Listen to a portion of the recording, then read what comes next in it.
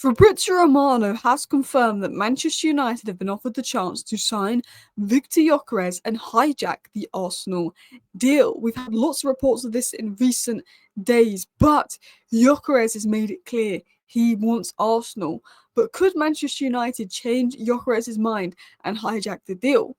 David Ornstein confirmed even Manchester United looked at hijacking the Ekatike to Liverpool deal, but we were unsuccessful. Have we got a bit of money for a striker then that we're not telling anyone about when we're looking to hijack Gyokeres and Ekatike? Where are these funds coming from? We're going to talk about that. We're going to talk about Amorim's midfield stance.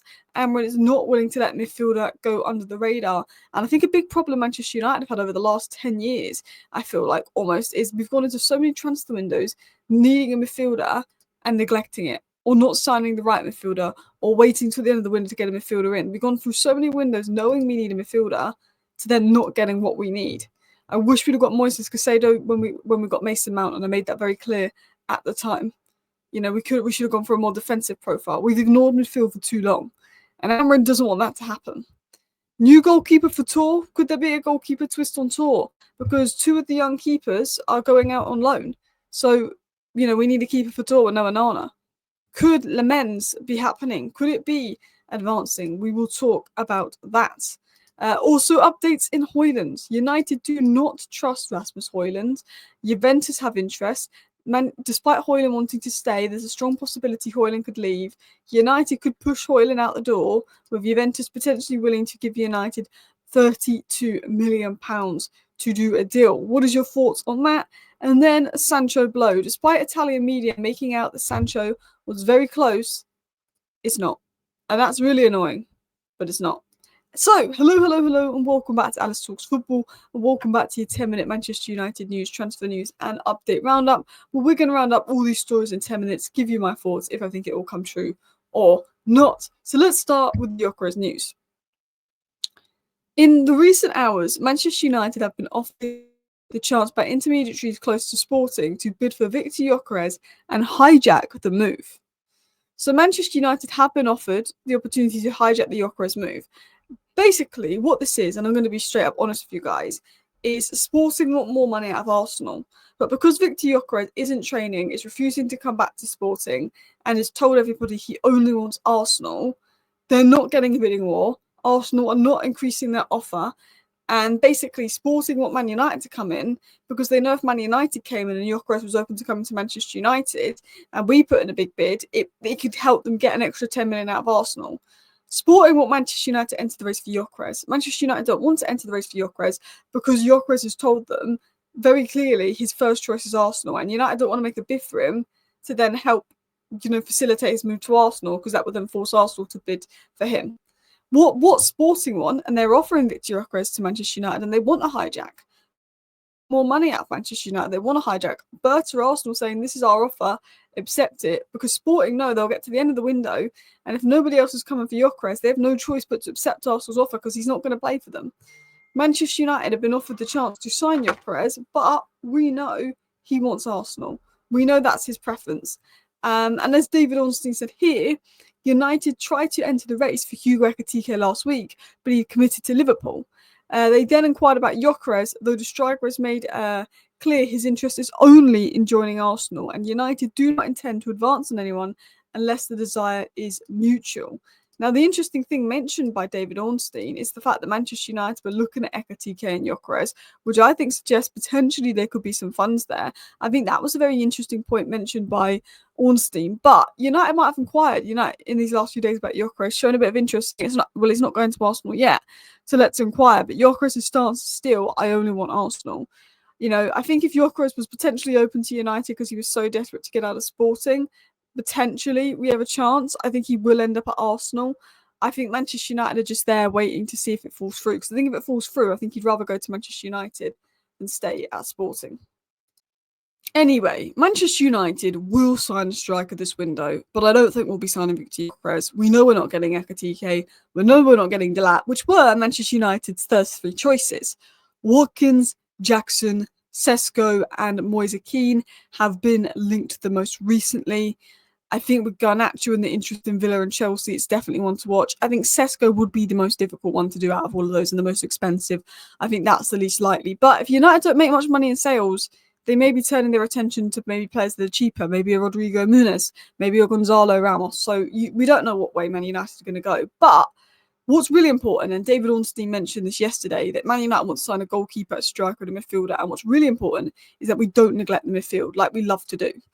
Laurie Whitwell, another good journalist who works for The Athletic that gets briefed by United, so accurate information here, has made it clear again. United have looked at several midfielders, with Amorim wanting the position strengthened, but conversations are at a preliminary stage. What Laurie Whitwell is saying is, we want a midfielder. Amorim, he wants a midfielder. He wants a midfielder, okay? I mean, you could tell in Amorim's comments after the game in Sweden against Leeds, he made it clear he's looking for a midfielder. You could tell he wants a midfielder, but nothing is advanced. We want a midfielder. We're looking at midfielders. Nothing's advanced. That says to me, United are looking at midfielders. They're scouting midfielders. They probably have a few ideas of who they like, but they're waiting on the budget. They're waiting on extra factors. I'd have liked midfielder to be further along, if I was going to be honest, at this point in the window. But I'm not shocked. I think midfield is going to go down the deadline day, right down to the end, and it's really important we do get one. Continuing on. Now, I think our next signing could be a goalkeeper. Eli Harrison has just gone out on loan to Shrewsbury, by the way. That was confirmed yesterday. But Vitek is expected to arrive in Austria soon to join Sturm Graz on loan. Okay? So the two goalkeepers that are young that could go on tour and play instead of Nana are not going on tour. They're out of here, it looks like, yeah?